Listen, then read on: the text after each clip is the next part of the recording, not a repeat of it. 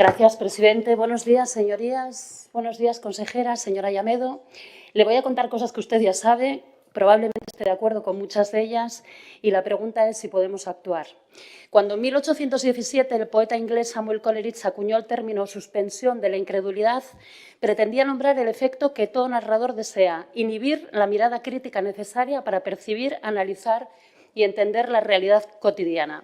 Seguir las normas de lo creíble, no de lo real, se ha convertido en una triste actualidad, en la que tiene mayor valor el impacto mediático que las propias ideas. Vivimos el triunfo de la desinformación. Se incorporan falsedades al discurso colectivo para distorsionar la realidad y dificultar los procesos de toma de decisiones a favor de un determinado interés económico o político. Un triunfo apuntalado además por la resistencia humana a reconocerse como objeto de manipulación. Dice una famosa frase atribuida a Mark Twain que es más fácil engañar a alguien que convencerle de que ha sido engañado. En este momento, las personas más poderosas y con más dinero de Occidente, Estados Unidos, Europa y también en nuestro país, buscan una estrategia de dominación ante el agotamiento del modelo neoliberal de las últimas décadas. Buscan un equilibrio de poder alternativo al actual y que sea más favorable a sus intereses. Y así vivimos momentos de amenaza de la democracia liberal. Están en riesgo las garantías procesales, el derecho de asilo, la libertad sindical, la libertad de prensa y de información, los derechos civiles de mujeres y minorías, los derechos laborales, toda una larga lista de elementos que forman parte de nuestro ordenamiento constitucional. La principal fuente de desinformación son los movimientos políticos que llevan en su corazón el cuestionamiento de estos elementos fundamentales de la convivencia democrática y el Estado de Derecho. Desinforman, viralizan bulos y mienten como estrategia. Y si esto es un problema, lo es más aún que partidos conservadores, liberales o de derecha, que son parte de la naturaleza y la normalidad de nuestro sistema democrático, se aproximen peligrosamente a esta forma de funcionamiento. Las elecciones recientes en Estados Unidos, pero también en varios países de nuestro entorno europeo o en América Latina, demostraron el control que tiene la ultraderecha en el uso de las tecnologías más modernas y las tácticas más agresivas para implantar su agenda antidemocrática. Controlan los algoritmos porque son de su propiedad. Todos recordamos el saludo fascista de Elon Musk. Parasitan las ayudas públicas a medios de comunicación para tejer redes de agitación de dudosa calidad periodística y aparentan jugar al juego democrático, pero saltándose las reglas, hackeando el sistema. Y, en general, hay una cierta sensación de impunidad de la bulosfera. Por eso, nuestra interpelación de hoy. Consejera, para saber en qué medida su Gobierno piensa actuar contra esta realidad. Tenemos ejemplos internacionales como Trump en campaña, hablando de los inmigrantes haitianos que se comen a las mascotas de los ricos. Hace muy pocos meses en nuestro país escuchamos siguen apareciendo cadáveres en parkings y garajes y el Gobierno los esconde, o la destrucción de presas provocó la Dana, o las ONGs bloquean las ayudas para la Dana y hacen negocio con ellas. Y el mes pasado, aquí mismo, en Asturias, inmigrantes ilegales en un hotel de 4 estrellas y con dietas aparte para sus gastos. Señorías de Vox, eran 35 solicitantes de asilo procedentes de Mali, donde miles de niños y niñas sufren las consecuencias de una guerra que no entienden, amenazados, raptados, víctimas de violencia sexual, física y psicológica, usados como esclavos, separados de sus familias y obligados a huir de sus hogares y de sus ciudades. Y ustedes mienten para estigmatizarlos. Nauseabundo. Lo dicho, desinformación, odio y polarización que persigue el rédito político y económico y que pone en riesgo los derechos y libertades de las personas más vulnerables. Hay datos relevantes como, por ejemplo, que en España, en las elecciones del 2023, Maldita.es identificó 120 bulos durante la campaña, principalmente sobre pactos postelectorales y políticas económicas. Y 7 de cada 10 españoles muestran su preocupación por la desinformación en Internet. Según el Eurobarómetro 2022-23, 83% de los europeos consideran la desinformación un problema grave para la democracia y el 77% cree que es un problema en su propio país. Un 54% de los encuestados se vería incapaz de identificar cuándo se encuentra ante una noticia falsa. El 58% cree que las redes sociales son el principal canal de propagación de bulos y solo un 37% confía en que las instituciones de la Unión Europea puedan combatirla eficazmente.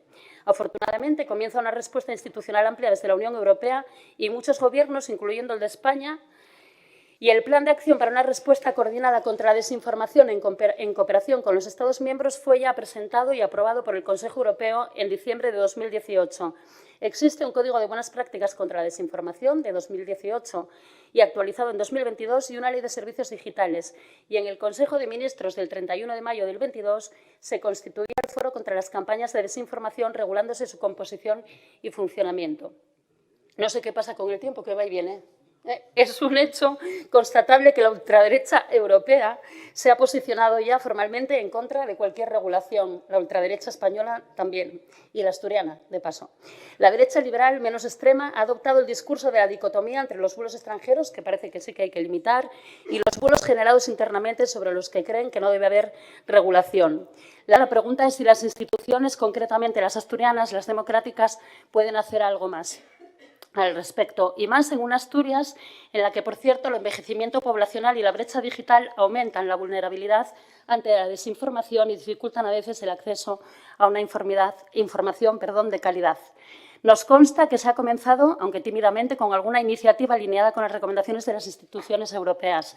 Y, de hecho, el pasado noviembre, por ejemplo, desde la Consejería de Educación se impulsó una acción formativa impartida por periodistas gracias a un convenio entre el Principado y la Asociación de la Prensa con el objetivo de transmitir al alumnado la importancia del periodismo en la sociedad actual, ayudarles a distinguir la información contrastada de las noticias falsas y a buscar fuentes fiables.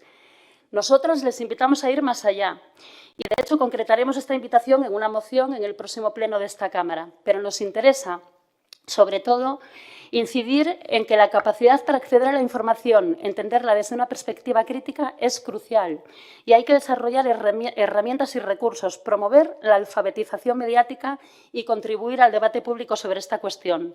Les instamos a realizar una campaña institucional de alfabetización de la población sobre mentiras, fake news, redes sociales, desinformación y medios de comunicación.